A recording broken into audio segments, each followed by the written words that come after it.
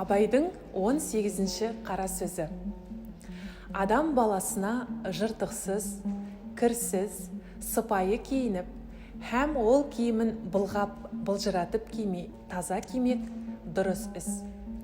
Ләкин өз дәулетінен артық киініп, не киімі артық болмаса да, көңіліне қуат тұтып, тым айналдырмақ кербездің ісі.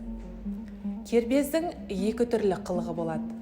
Бірі бет пішінін, мұртын, жүрісін, қас қабағын қолымен түзетіп, шынтағын көтеріп, қолын тарақтап әуре болмақ.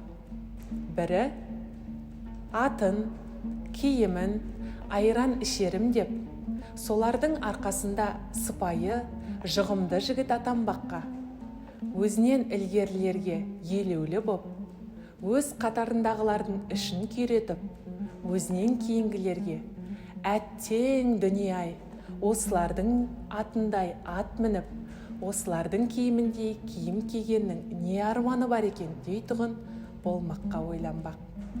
Мұның бәрі масқаралық, ақмақтық.